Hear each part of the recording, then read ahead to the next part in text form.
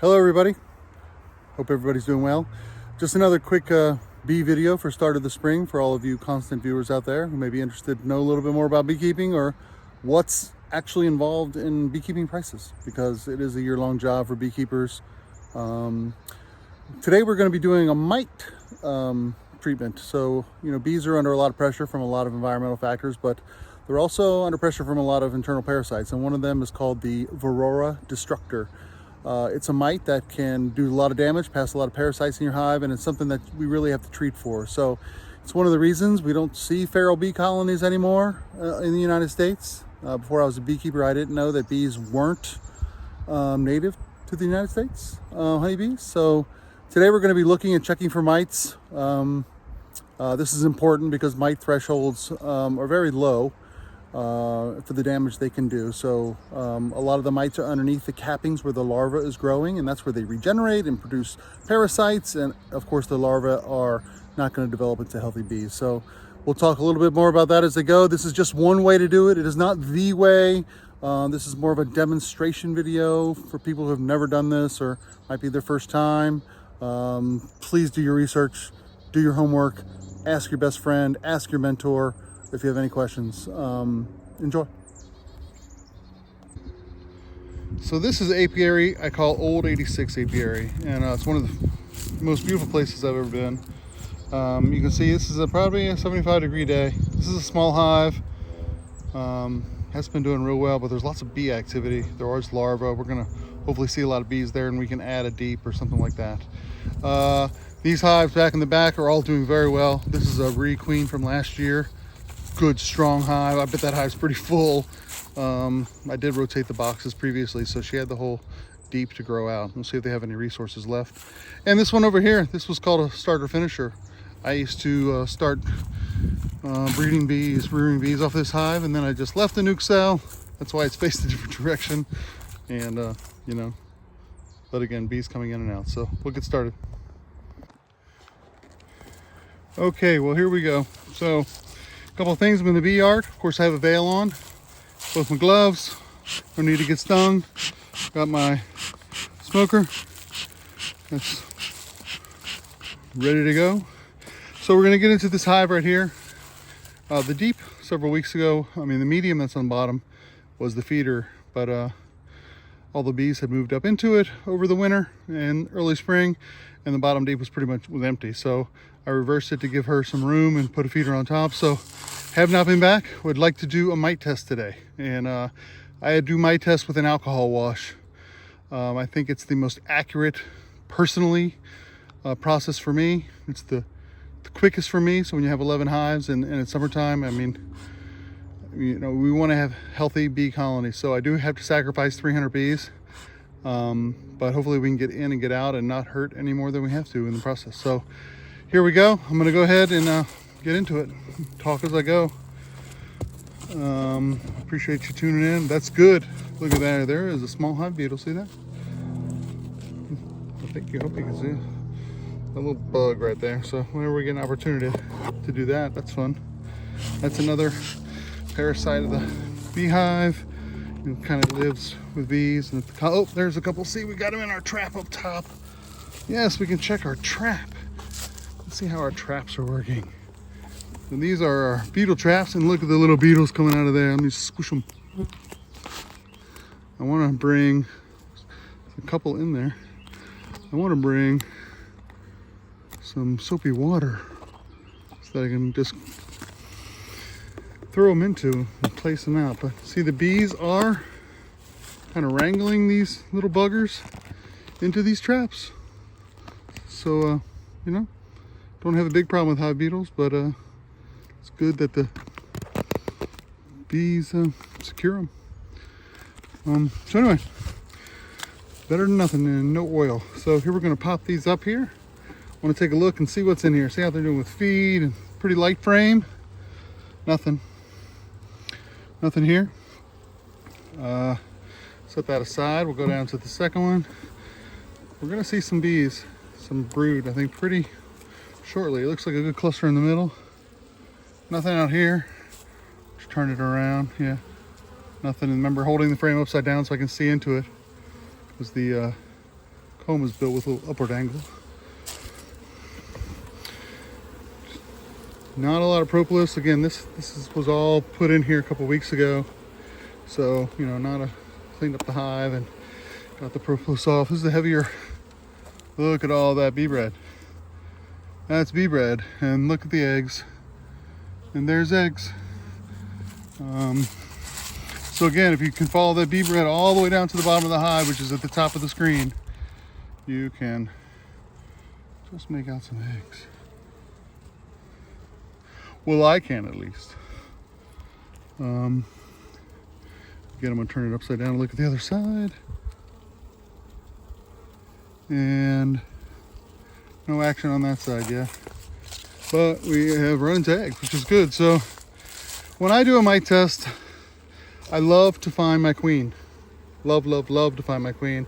And look at these bees are very, very docile today. I really, I didn't. Let me do my due diligence. Give them a little puff. Boop, boop. I don't use a lot of smoke, but my smoke is here if I need it. I'm going to get into this one. So I'm getting into the middle. I'd really like to find the queen because when I take a sample of bees, I don't want to take my queen. That's not good for the queen. Just looking around on this frame. This frame is completely full of larvae. And that's what we want to see. If you follow that bee bread right there, it's a perfect little Winnie the Pooh honeycomb looking picture. Maybe you can see it from that angle even. It's pretty. It's really pretty. That's exactly how it's supposed to look.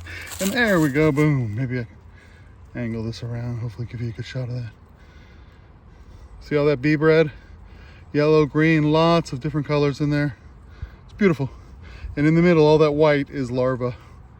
And all that in the middle are the worker bees. Now, those are the bees that I like to get in my sample. So just taking a quick look at this other side. You know, I don't expect the queen to be here. And the reason I don't expect the queen to be here is because this frame is completely full. I mean, there's no room for her to lay anywhere. But she has called me a liar before, and I'm willing to look for her. I may have to, if I don't find her quickly, but it's, look, I'm right in the middle of the box now, so I'm just gonna set it right there. Don't need to squeeze them up, you know. Maybe if she is on there and I missed her, she'll stay put and won't move around. This is another good frame. Oh, same beautiful condition. Just gorgeous. Again, lots of royal jelly in there. I love this hive, I do. I love this hive. Oh, good side. And this frame is weird, so you see there is some drone brood in the middle of that, but that's just because this frame got a little goofed up. All right, don't see her in here. People ask, how do you see the queen? You look at lots of frames of bees. And you keep looking, and you keep looking, and I still miss her. But she is, I like to say the queen has a waistline. The nurse bees don't have waistlines. The drones don't have waistlines. She has got a waistline. Look at that beautiful frame of fruit. Everything's backfilled wonderfully. Oh, there's the queen. You see her? She's right there. You see her with the little red dot? She's walking around. Yay. I can save her now. See how much faster this is going to make this? There's the queen. That's a pretty bee. She doesn't really like the light. Bunches and bunches, but there she is. She's beautiful.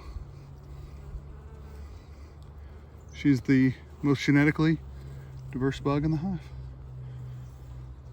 She lays, if she wants a worker bee, she will lay a sperm and an egg. And if she wants a drone bee, she'll lay just an egg. And that is the great cycle of life. I'm going to tend to her really quickly, make sure she's secure and safe. I'm going to remark her, even though I don't think I even need to remark her. She's got a beautiful red dot there. I'm just going to secure her so I can show you how I get nurse bees. Be right back. Okay, I'm back. Sorry, I don't like handling queens very much, so I always just try to do it gingerly. So what it is, I just placed her in this little queen clip. She's just walking around in the cage. She can't pass through there, but all the workers can still attend to her if she needs attending. So I just like to set her on top of the box. And what I can do is I can now get nurse bees. So this frame of bees that I just had where I found her is an excellent choice. And the reason it's an excellent choice is because, as I hope you can see, there are, oh, there's lots of white. See all that larva in there? Oh, I hope you can see it. All of that larva in there, you know, is where the mites want to fall off right as they're being capped by the worker bees. The very, very young nurse bees. So the nurse bees are attending to that brood right as they're about to cap that cell, and it enters the pupa stage and starts to grow into a bee, and all that metamorphosis fun. That's where the mites are reproducing inside the capped cell. So since we know they're on the bottom of nurse bees, we like to take nurse bees only for sampling. And where do you find nurse bees? On top of where are the larvae are. They're taking care of them. So I'll show you how I do it. It's not the best part of beekeeping, but hopefully we don't, you know, bees have very hard skeletons, and what I want is young bees. And what we know is I'll take this frame here that has larvae on it. I'm gonna just hang it over this little bucket I have, and I'm gonna give it a good shake, and lots of bees fall in there. Now, what else do we know about nurse bees is that nurse bees can't fly. See all the action that queen clip is getting? You know, so they're up there tending to the queen in the clip. Wherever she is, they take care of her.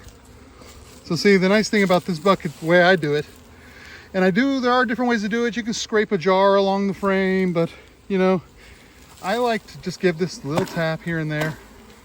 And any bee that's an older bee is gonna fly back to the colony. They're not doing anything to me. They'll fly back to the colony, they'll go back in the door, they'll have a great day. So, all the worker bees, they stay down there. The very young nurse bees, sorry, not worker bees. And, you know, let's give it a little tap. You know, just give it a couple taps. And I'm gonna go get one more frame. So the next thing I wanna talk about is just sampling, right? I think 2 samples is a good way to go. Get 2 300 bee samples, measure your mites, test your mites. Or you could take one really good sample, but you want to make sure that you're assessing all the mites in the hive. So that's what I'm going to do today.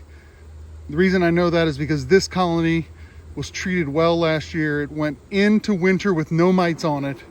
So I'm hoping the mite load is very low. If I saw a really high mite count, then I might do another sample, but we'll just do one today. And the reason is I'm just going to take the frame that's right next to it, which is right in the middle of the hive. This is the one I just took. Don't take that one again, there's no bees on it. We'll take this one here. Look at all these worker bees, nurse bees, and guess what I know? I know there's no queen on there, so I'll just take her and I'll bounce it. You see that water that falls in there? That's there's sugar water from up top. You can tell it's sugar water, it does that. And, whew, and everybody's probably getting upset at me now. Yeah, I got 300 bees in there. I'm just gonna give this a little pounce, just a little. Beep, beep, beep, boop, boop. Okay, all right. So I can be done with this stuff here. I'm gonna put this hive back together again. Really happy, look, I don't have to worry. Once you find the queen, it's always a good day. You don't have to worry about crushing anybody or, you know. This hive is now put back together, and we're gonna let her be for 1 second. I want to come back and show you how we do the testing. So here we have the bees in a bucket. These bees are just crawling around. Look at my hand is sticking in there. Everybody's cool. But you know, I'm wearing all my equipment. All right, what I'm gonna do is I'm gonna come over here, a little jar. I have not made a jar in just super duper long time. I have 3 or 4 of them, and I believe, please make sure you double check my math, 100 milliliters of water is about 300 bees. So you put a tape line. And what I want to do is I just want to go in here and I'm going to give it another shake. You know, I want to see all the bees flying away.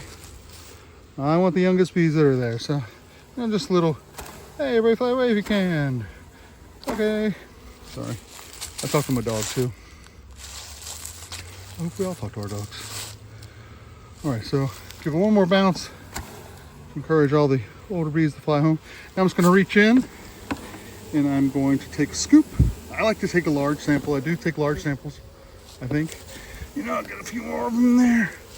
I'll see where this is. See the tape line? I know this isn't great, but look, that's a lot of bees in there. Good sample size. What I'm gonna do is I am going to hopefully just do one sample, but I'm gonna put my lid on here real quick on the bucket just so they can't fly away. Now what I have here is I do an alcohol wash. The bees will serve their last day for the hive today. It's a 4-to-1 alcohol to water. So rubbing alcohol, 4-to-1. And I have this, there are lots of ways to do this. Please remember, this is not a tutorial or something for a company. Got a little Varroa mite tester. You see, you put the bees in here, you fill it up with alcohol to the line. Put the bees in, cap, shake. Look at the bees in the bottom, count. That's how you measure your mites. So I'm just gonna fill my alcohol up to the appropriate level. There's a level in there.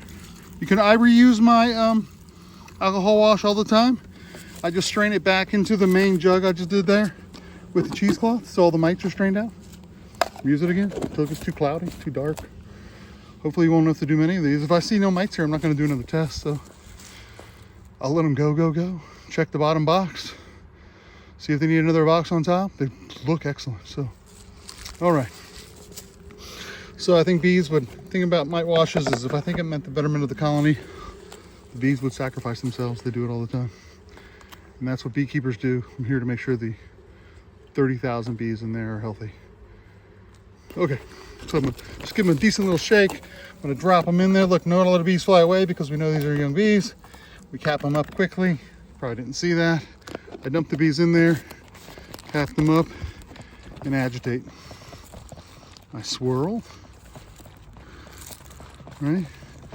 You want to get them good and immersed quickly. You don't want anybody to, you know, you don't want anybody to suffer. Not that I know these, but you know, you want to have the alcohol do its job as quickly as possible. So what the alcohol does is it kills the bee, kills the mite. The mite falls off the bee. And then when you hold this bottom, since it's a see-through, you can count the mites. And our threshold, since my population is increasing, we're in the very early days of spring. If I see more than 3 mites, I will need to figure out what my testing scenario is for my my prevention program. Every beekeeper should have an IPM, integrated pest management plan. How do you treat for mites throughout the year? There is no magic button for mites. It's a bug. It's here. And what we want to do is eradicate it in our own hives. All right. I'm going to agitate for a second. I'll be right back. All right. I'm back. I've been agitating in a circular motion for about a minute or two. I probably over agitate. I see no mites. So when I hold this up to the very bottom, I just look in the bottom there. I see some gunk. You might see some bees, but you do not see mites, right? There might be one. No, that's not a mite. So hopefully one day I can show you maybe what 1 or 2 mites look like, but we have a 0 mite wash. I like the sample size that I took. It was a large sample over the requirement, which is not probably here or good, but I like to have bigger samples since I'm only taking 1. I can release the rest of the bees back into the colony since I'm not going to do another one. And what I'm going to do is I'm just going to get into that bottom box real quick, see how it looks, and move on. But I'll be right back. Okay, we're back. You see I closed that hive up. Make sure you're seeing everything good. Can't really see through this mask. So this hive, closed it back up. The bottom frame looked excellent. The bottom box was excellent. So I moved some frames around, just a couple. Maybe put like a 1 or 2 middle frames. Chimneyed it a little bit. You can look up chimneying, how to chimney frames. I just wanted her to have, you know, some of the outer frames were empty, so I put 1 or 2 in the inside. So she has some room to lay. I don't want to add a new box right yet, but I will. So, you know, take notes from all your hives. So again, I did a 1 sample mite wash, alcohol wash, 0 mites. That's what I would record. All the feed is gone. Great brood pattern. Bees throughout. Next visit, I'll feed. Since it is March and we have a bit of a dearth. Plus I want the bees for queen rearing, and I'll put another box on top and give her a couple weeks to brood up. So we're gonna go over to this hive. We're gonna do the exact same thing. This is only 1 deep. I'm gonna do a mite wash on it. Use the same alcohol water.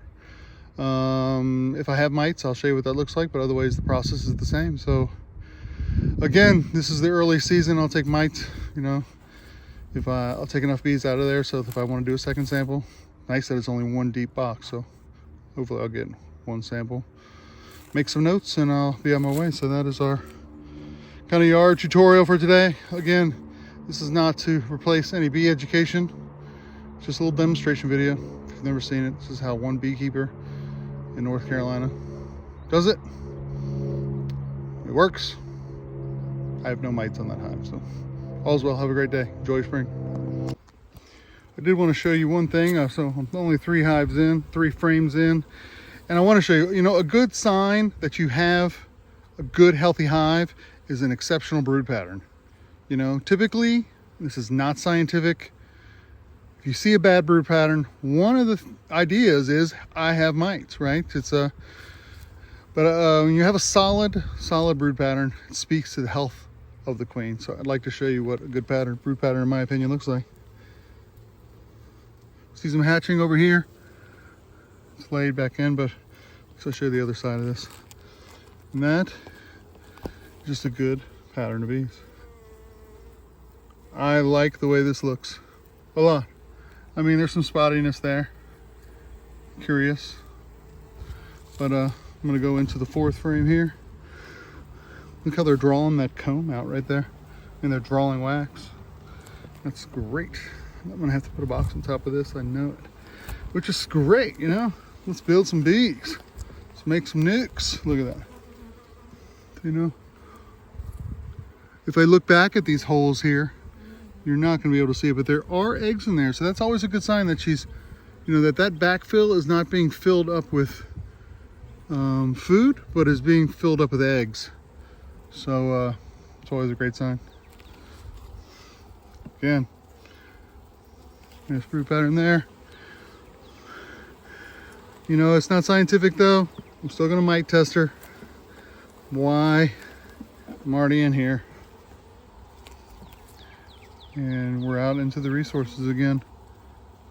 And there's a big patch up there. So I'm gonna go ahead and find my queen, do my mite check. This hive does not need to be fed at all. So thank you.